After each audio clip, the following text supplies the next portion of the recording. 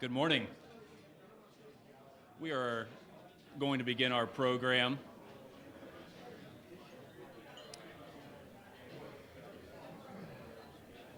And we're very glad to have with us today as our Master of Ceremonies for our State of the System address, Stuart Bretz, who is Vice President of Strategic Accounts with Highmark. Stuart?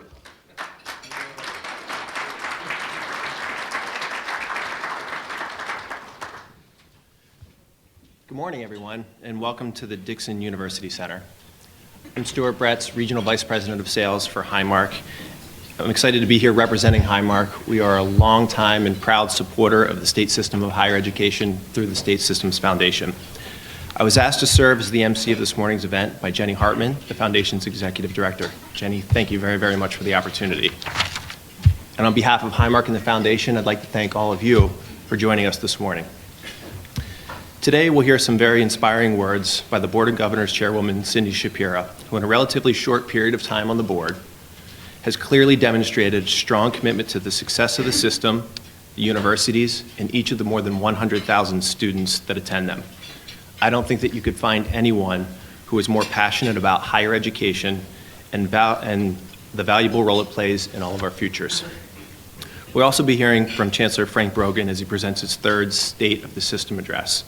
Chancellor Brogan is a lifetime educator and an individual who shares the Chairwoman's passion for the college experience and the ultimate success of students. Chancellor Brogan, Chair Shapiro, I'm so pleased to be a part of this important program and honored to be asked to serve as the MC. Thank you. Before moving on, I'd like to acknowledge some very special people that we have here in the audience today. First, I want to say thank you to the members of the General Assembly who are here with us today. We cannot achieve our goals in public higher education without the support of our leaders. I see Chairman Saylor and Representative Baker. Would they and any other members of the Assembly and their representatives please stand and be recognized?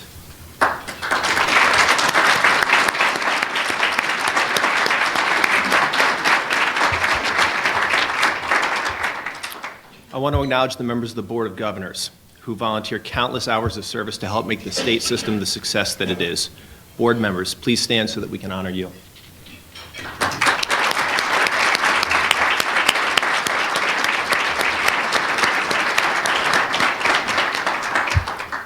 At the campus level, university trustees, also volunteers, provide both guidance and support to the university leadership. Trustees, please stand and be recognized.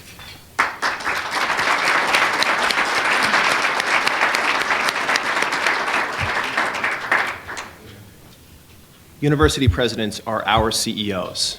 They are on the front lines. They have dedicated their lives and careers to higher education, and they are there every day, around the clock, for the students. Presidents, please stand so that we can honor you.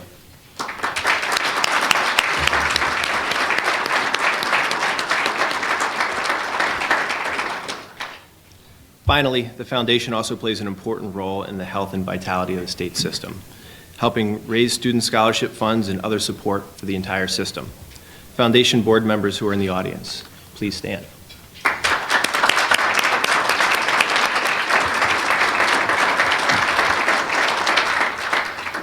Every one of you here today, from faculty and staff, alumni and supporters, have played an important role in the success of the state system and the success of literally hundreds of thousands of state system university students who have attended these institutions over the years, and the graduates who live and work in Pennsylvania and around the world. As a vice president at Highmark, I've had many opportunities to see what graduates of the state system universities are capable of. And believe me when I say, they are some of the best employees, and all of you associated with these universities should be very, very proud. We at Highmark are proud to support the state system through investment of scholarship funds and in many other ways, including today's breakfast. We're also proud to be joined by other sponsors of this morning's event, with the representatives from PSCCU, M&T Bank, and the State Systems Foundation. Please stand so that we may recognize your support of the system.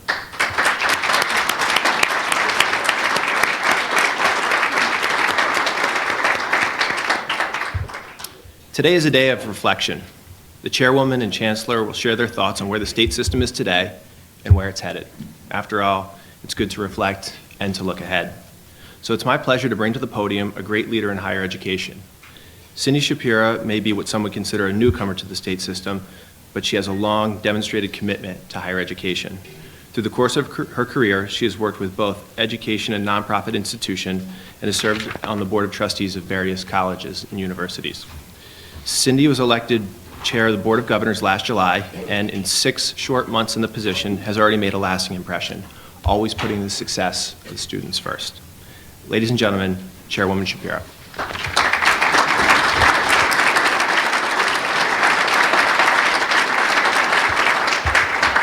Good morning, everybody. Thank you. I'm delighted to be here. Just give me 1 second to get organized. I also am going to thank lots of people, and you are not required to stand up this time, so you can just enjoy your lunch, but you can't say thank you enough, so it's incumbent upon me as well. First, to thank Stuart for serving as our MC for today's event, and through him, again, thanks to all of our sponsors, Highmark, M&T Bank, PSECU, and the State System Foundation. Without this kind of sponsorship and support, we can't reach our potential and do the best that we can do. And it's my hope not only to have you know how much we appreciate that, but to build even more support among more organizations for the state system. So thank you again. It is my pleasure as chair of the Board of the Governors to offer from the board's perspective. I hope I can say that I speak for the board. You guys will tell me if not. Just a few remarks about the state of our system. I also want to acknowledge my colleagues on the Board of Governors and the Councils of Trustees for their unbelievably hard work and dedication to both the system and to each individual university. And really, unless you serve in one of these roles, or in some cases, some of you serving in both roles on the Board of Governors and on a Council of Trustees, I really actually don't know how you can do that, but thank you for doing it. It's hard to understand the level of personal time and commitment that goes into that. For all of us, it is a labor of love, and the reward is significant. We look for a return on investment, and we see it every day in our students and in our faculty and in our institutions. Knowing the contribution that all of you make to ensuring a better future for all of these students and for all of the Commonwealth of Pennsylvania is the return on the investment. And again, thank you to our university presidents. Your responsibilities are enormous. We understand that as a board. Your CEOs, you're responsible for implementing and moving forward the mission of your universities and the mission of the PASHE system. You have to be insiders and you have to be outsiders, and most of all, you have to put the welfare and success orientation of your students paramount. And we understand that, and again, very much appreciate it. And I would say the same for the faculty and for the staff. You are huge contributors to our students' success. We don't have anything without a faculty. You know, that's the backbone and the foundation of any university. It's the academy. Again, we understand that. We appreciate it. We thank you for it. We thank you for your service. It's, to my mind, the people who make a difference in any organization. You can have a great structure, you can have good policies and procedures and a terrific program and a business plan and all of that, but if you don't have the talent, you don't have anything. And every one of you who's in this room or watching online should know that you're all part of the talent pool. You've all earned our gratitude and our thanks and our admiration. We all share a passion for the state system and its twin mission, which is sometimes difficult to do both, but we're doing it, of providing the highest quality education at the lowest possible cost. If we didn't believe in this, we wouldn't be here. These are very lofty goals, and ones we've been able to achieve by working together for more than 3 decades. One thing I've learned in my short tenure on the board, and especially, and I want to say this is actually my first January meeting, so I've now almost finished one cycle, and 6 months as board chair, is that this really is an excellent state public higher education system. And I can say that, I'm just not saying that, it's not a platitude. I think I know it and I understand it because in my professional capacity, I've worked with state systems in a number of states actually in the United States. And this is a system that truly puts excellence at the top as its goal. The students I've encountered, again, the talented faculty, they're committed. All of this makes me proud to serve in this role and makes it a pleasure. It's not a burden. It's something I look forward to every day. It's really, outside of family, my favorite activity. Well, maybe working out, but some people who know me know that. But really, right after working out, this is number one. Each of our universities provides tremendous opportunities for our students. Their goal is to help our students be prepared for success in life, to come out with a plan, to come out with an understanding of where they can go in a career and how they can be successful in pursuing that and pursuing all of the other things that make us know and understand what it is to be a citizen and a responsible adult in this country. And that's a huge, huge thing to be doing. It should be the goal of each and every one of us to fully support this endeavor, to fully support our students from the moment they arrive on campus until they walk across the graduation stage.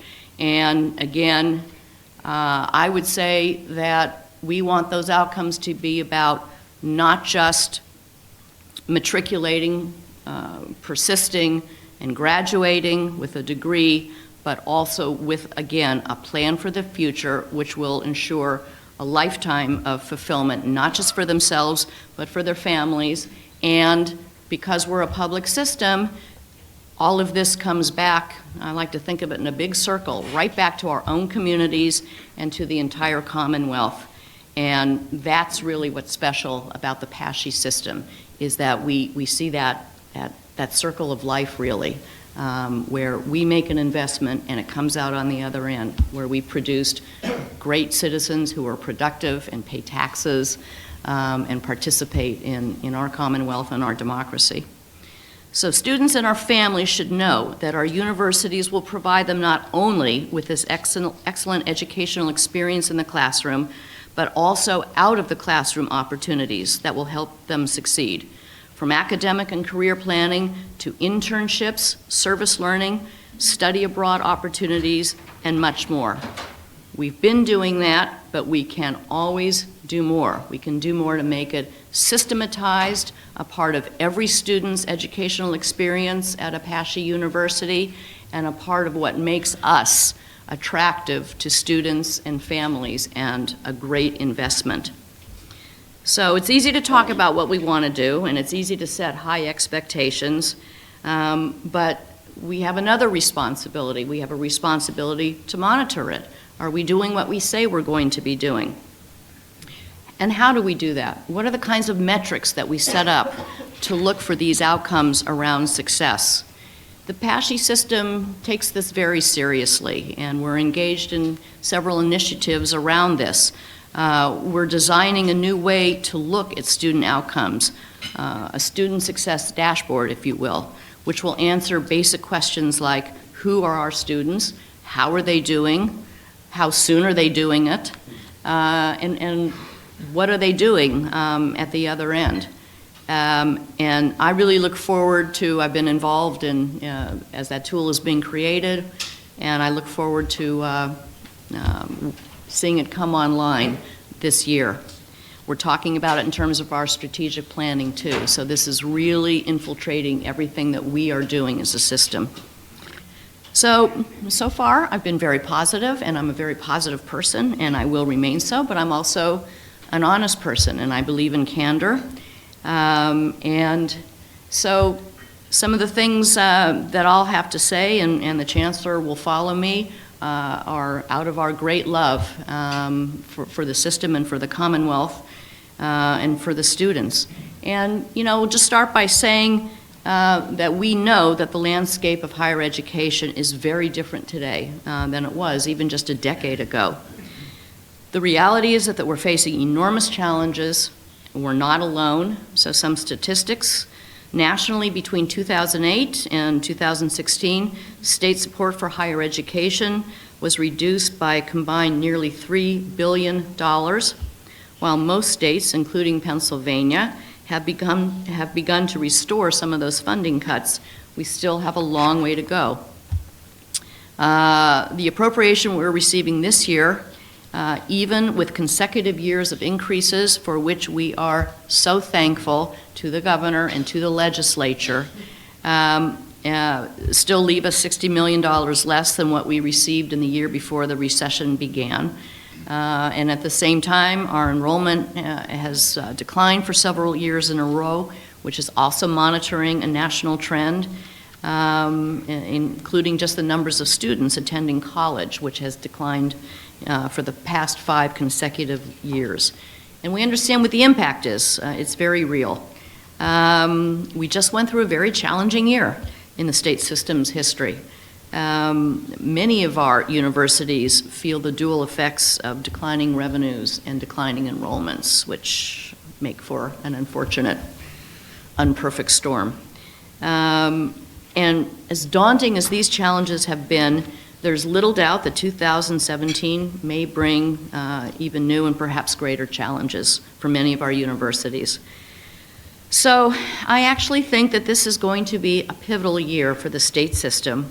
It's going to be a year in which we're going to be thinking through many things. We are going to have to come to some very important and possibly difficult decisions, but we're going to have to do this if we want to ensure the long-term sustainability of our universities.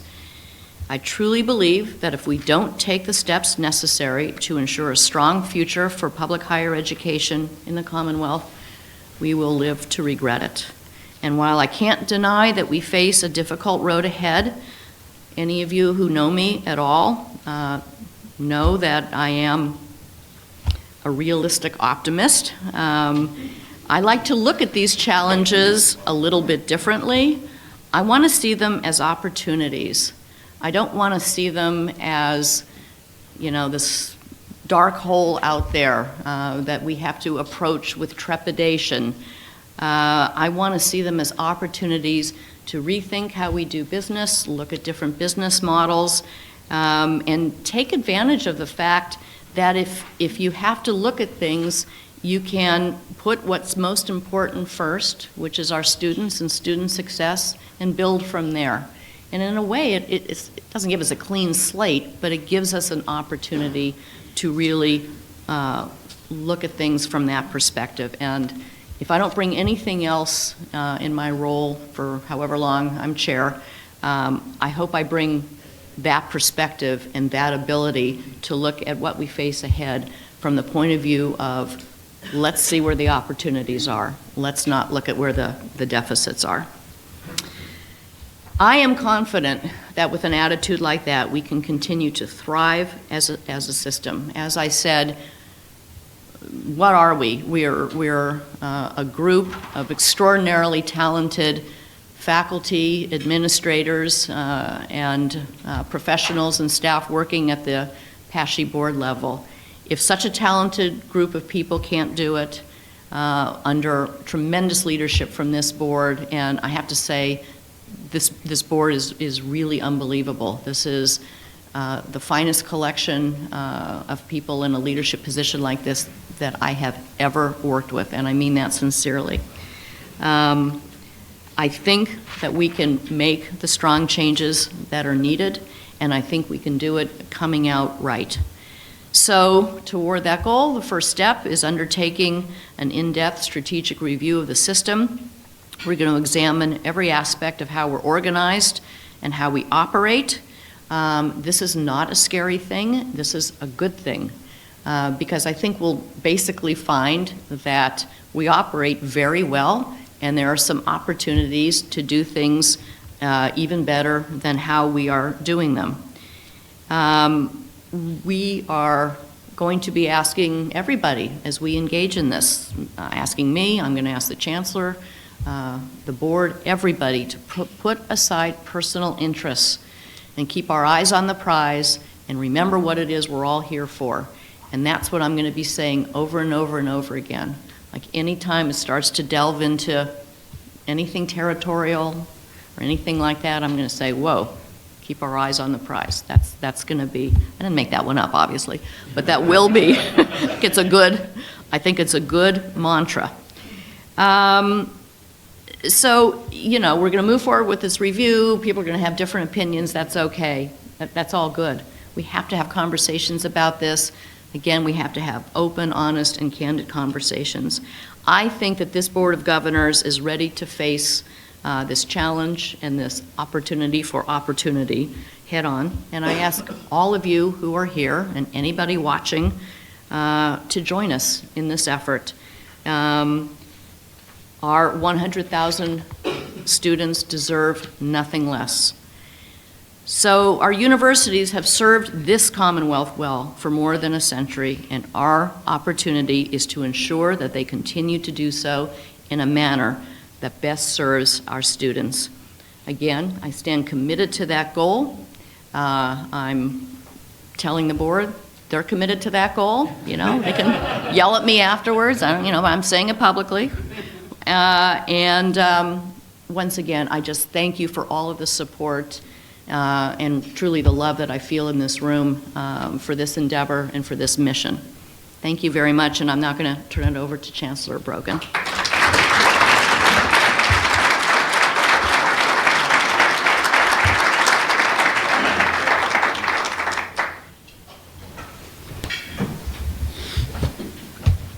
First of all, I want to thank Stuart, Highmark, and all of the sponsors who helped us organize and put this breakfast together. This is meant to be obviously much more than a simple breakfast. This is meant to, by bringing together a cross-representative group of men and women, launch not only the future of the system, but also reflect on the past that is such an important part of the tapestry of this system. I also want to thank all of you for attending this morning. We know how busy your schedules are, but as is always suggested, if you want something done, ask busy people. Your consistent, your constant support of this system, regardless of in which particular service you provide, is so very important to the 100,000 students of our system today, has always been and will always be critical. I want to thank our board and our chairwoman for the work that they do, and thank you for your comments this morning, Madam Chair. I think you are spot on. So I will now begin these remarks.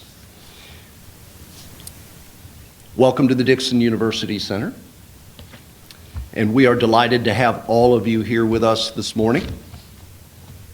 On behalf of everyone in my office and at all of our campuses, and on behalf of especially our students and our faculty and our staff, I'd like to extend thanks to our board again for their service, and it is service. The chairwoman touched on this, but it bears some repetition. Our board members, as well as our university trustees and our volunteers, they do this on their own time and their own dime. They are the classic illustration of volunteerism and contribution to this great state that we all call home. And as the chairwoman said in her remarks, for many, it truly is a labor of love.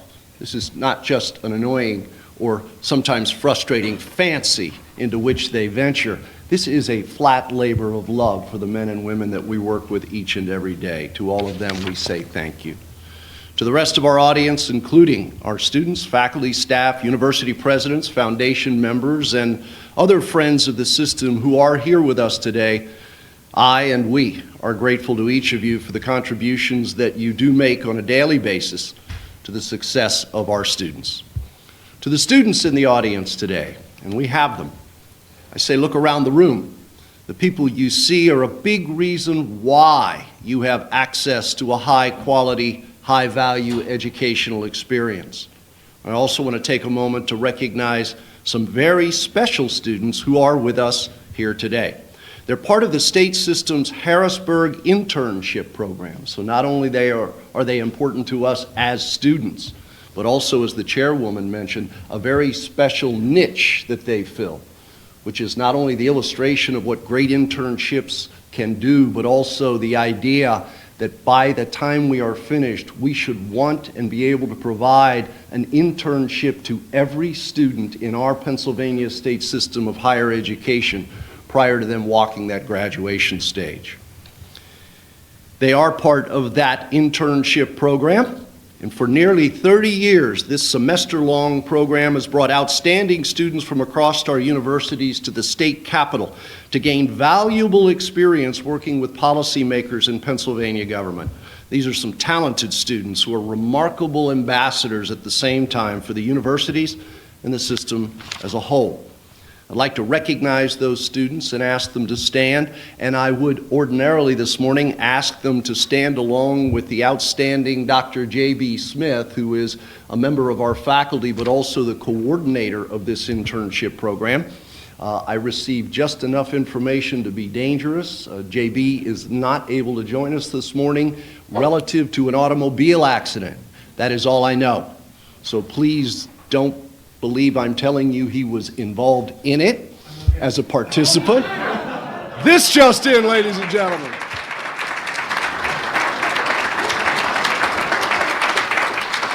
Well, the worst possible consideration has been eliminated from your repertoire. There he stands. Dr. Smith, welcome. We're very delighted to have you. I mean that. I was trying to wiggle in the door. Excuse me, everybody. And I was listening, and I thought, okay, you know what, Well, you relieved a lot of people with your presence, so thank you, and we're delighted to have you, and very importantly, thank you for the work that you do. But remain standing for as long as you can. Your knees are probably still shaking, and ask our students, please stand up and let us recognize our students.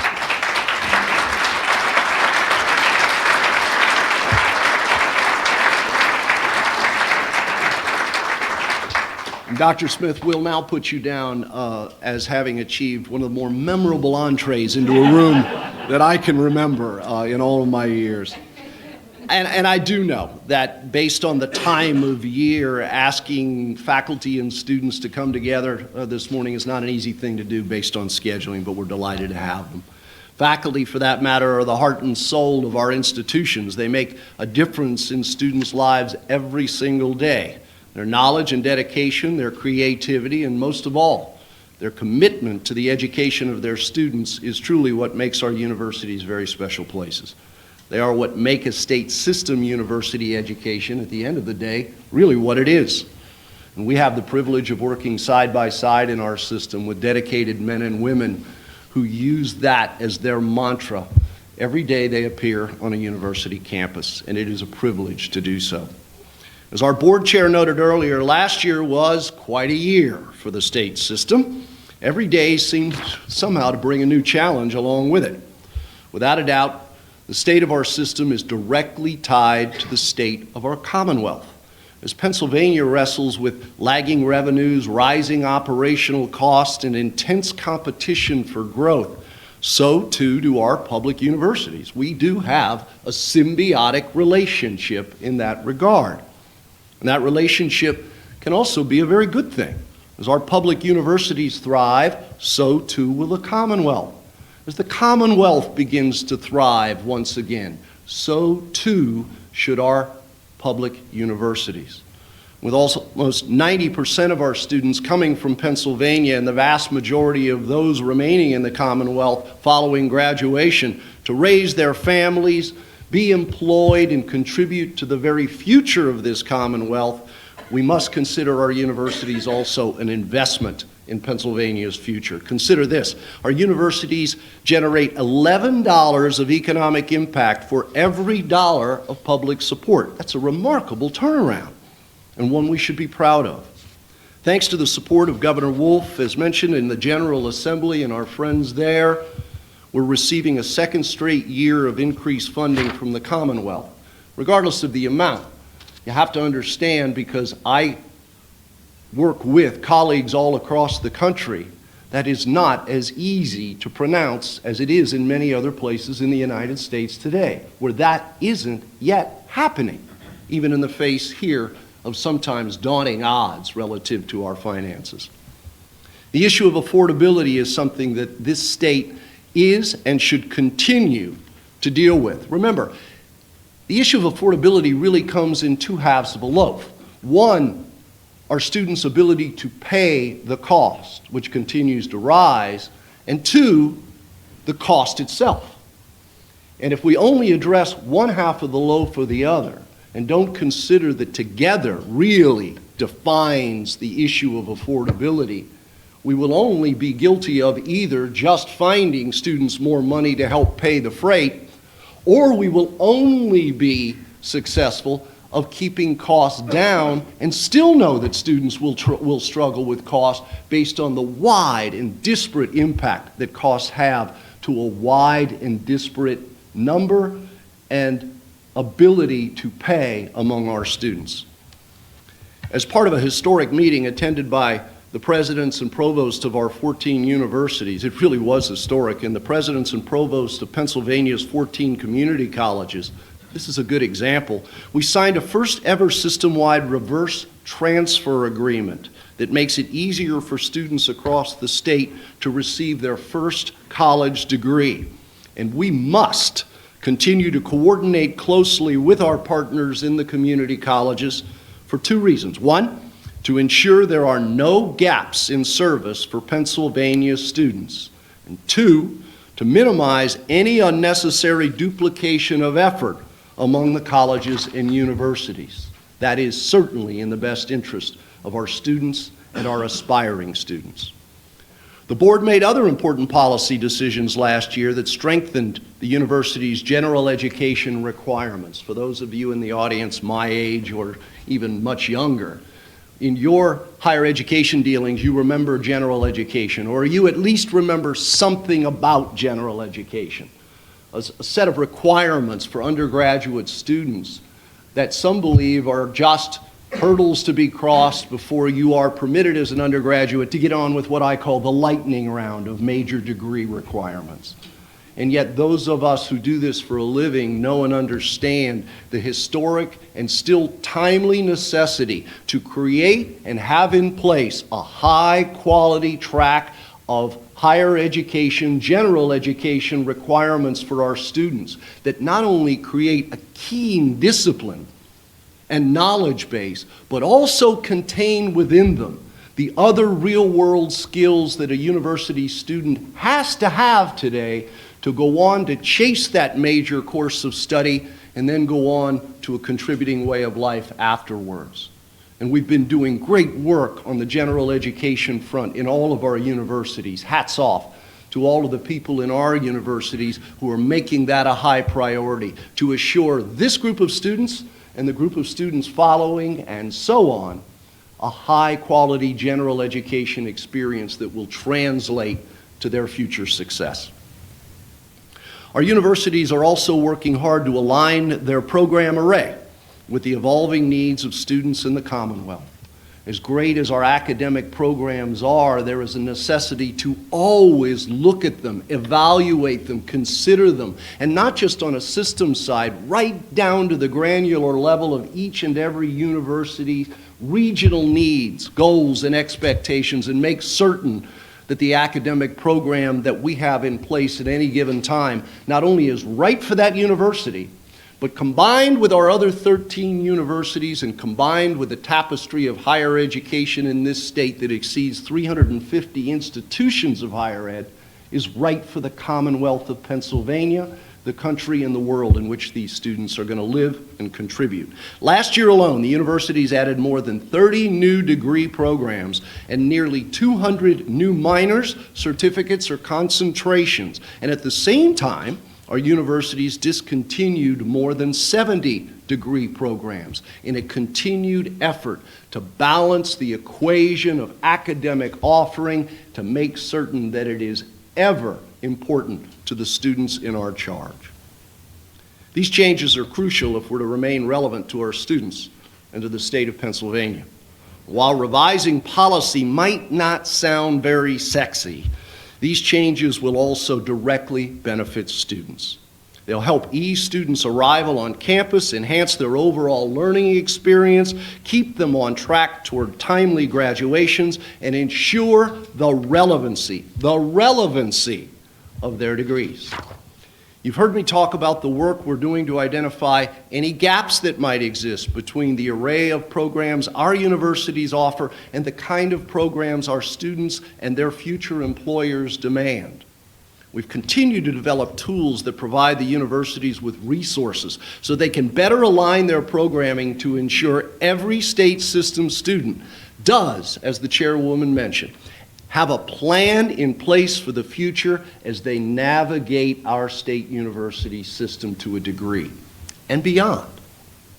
And very importantly, another word that seems dry but has grown more and more critical in this entire endeavor is data. The ability to use high-quality, world-class data upon which to set policy, on which to make decisions, on which to pivot change for our system, rather than just doing what feels good or what we heard someone else might be doing.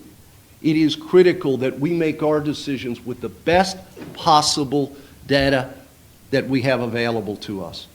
It doesn't guarantee success, but it is certainly a better way to approach change than a swag. Good data is necessary for good decision making. That's why we're relying more than ever on the new data tools that we have been creating, including the university action plans, our financial risk assessments, and as mentioned by the chairwoman, the forthcoming student success dashboards.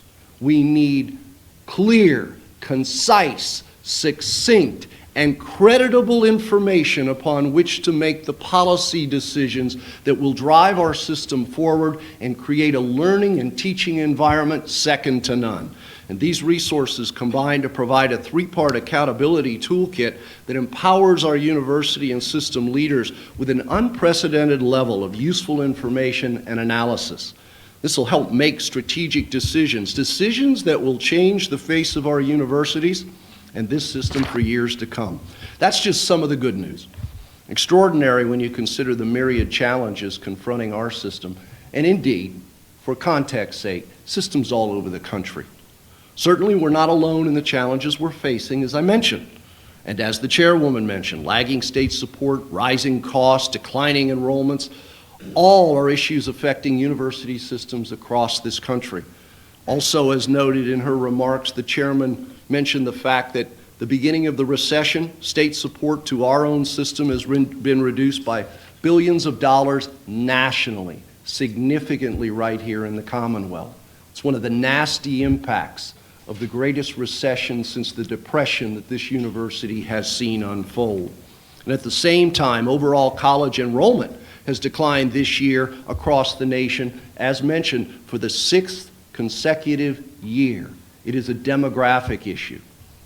On the funding side, while most states, including Pennsylvania, have begun to restore some of the cuts resulting from the recession, vast majority of our states, as I've mentioned, haven't even begun to do that at this particular point in time. States are wrestling with the same issues that we are, leading to the reorganization of public university systems in many states around the country, including the merger or even closure of institutions in higher education. Is that where we're headed? Well, that's a question I can't answer today, nor, by the way, can anyone else.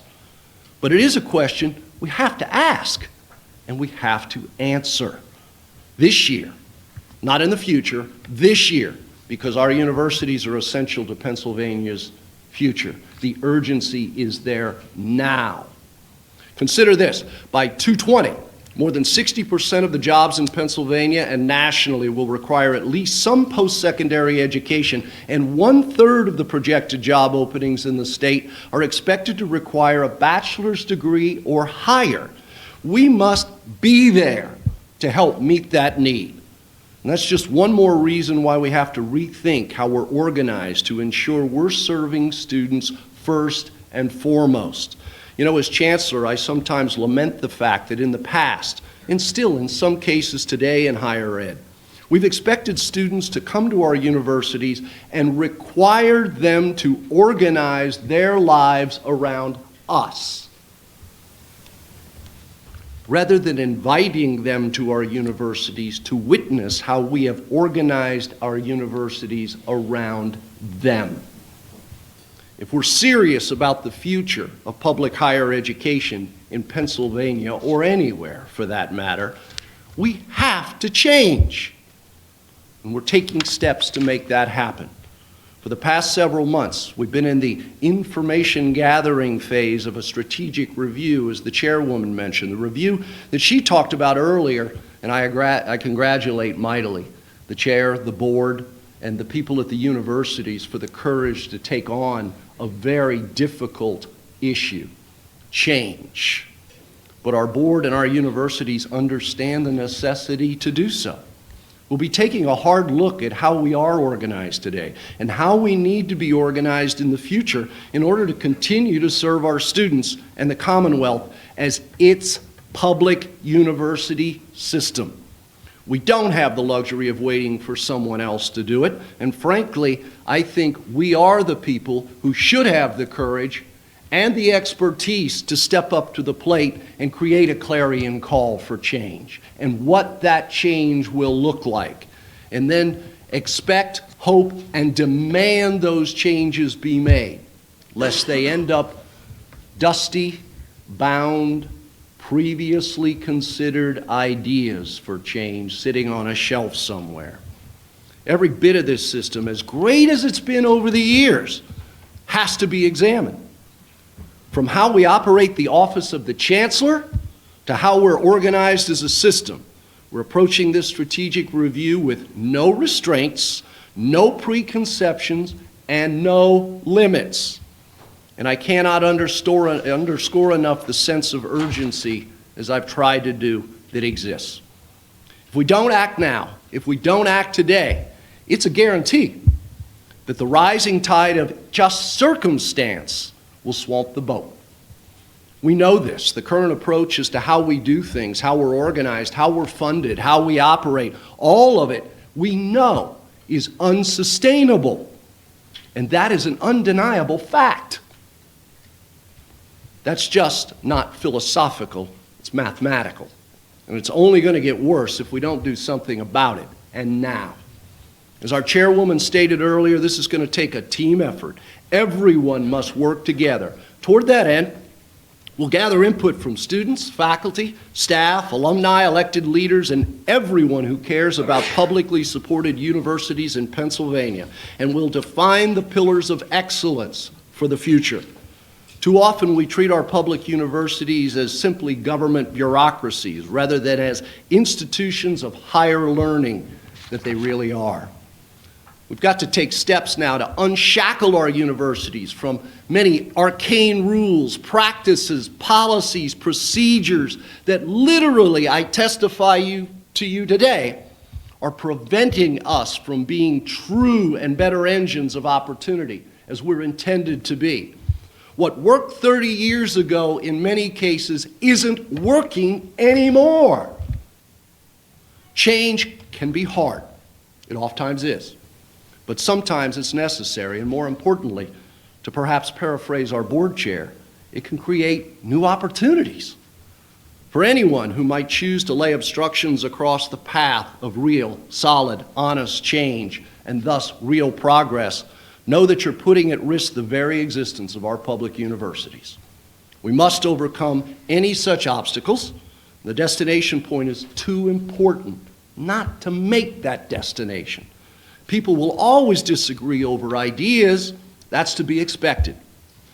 But we still need to hear everyone's ideas. We're watching this consistently play out at the national level. We no longer just listen to ideas. We're already dreaming up the way to vilify and demonize the people who offer them.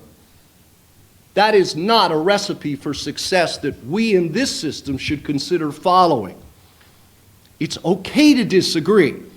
We've all heard the saying, there are no bad ideas, and that's true.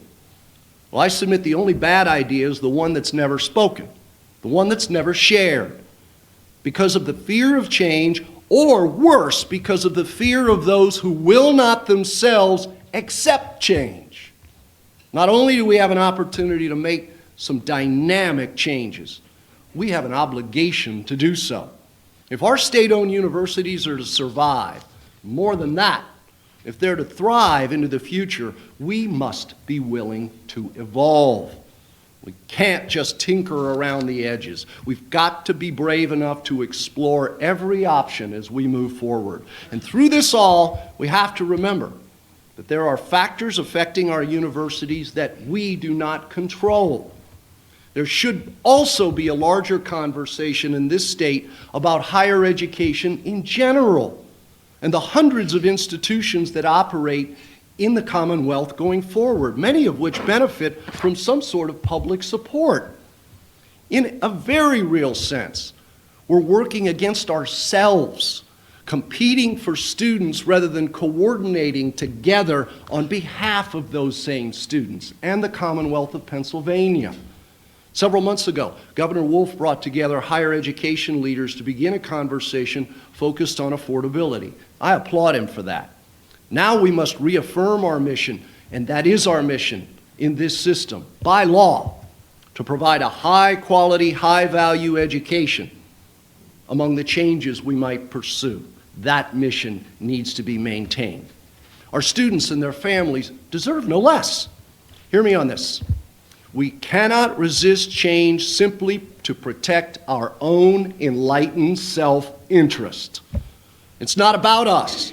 It's about students, those in the classroom today and those who have yet to be born. Higher education's always been known for big thinking. We're in the world of big thinking and big thinkers. And that big thinking has resulted in some of the most important accomplishments ever achieved, from curing disease to landing a man on the moon. It's time we use that same kind of big thinking to chart our own future. In a very real sense, this is our moonshot. This is our chance to shape the future of our universities and the future of our own students' lives. To everyone in this room, and to everyone in the Commonwealth for that matter, I challenge us all to harness the same entrepreneurial spirit and creativity and shared resolve that allowed our nation to reach the stars and go beyond. We need an army of individuals who are willing to step up right now and pursue real change. Working together to create a positive change is the point. We must act now to create a better future for our students as we honor the past. I want to thank each and every one of you in this room and all of the people who are here today from our universities and those that you represent, all of our partners.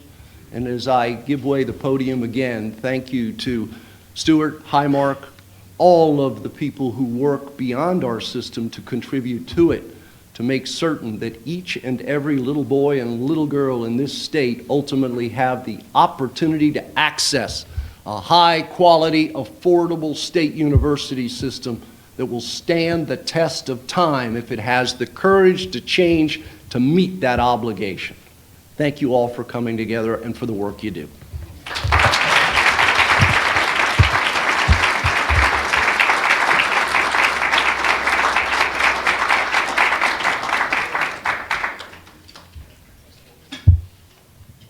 On behalf of the Foundation and the State System of Higher Education, I want to thank all of you again for your continued support.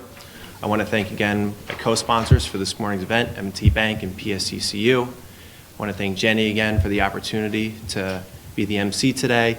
And on behalf of all the stakeholders of public higher education everywhere, I want to thank Chairwoman Shapira and Chancellor Brogren for your dedication and hard work. Thanks, everyone.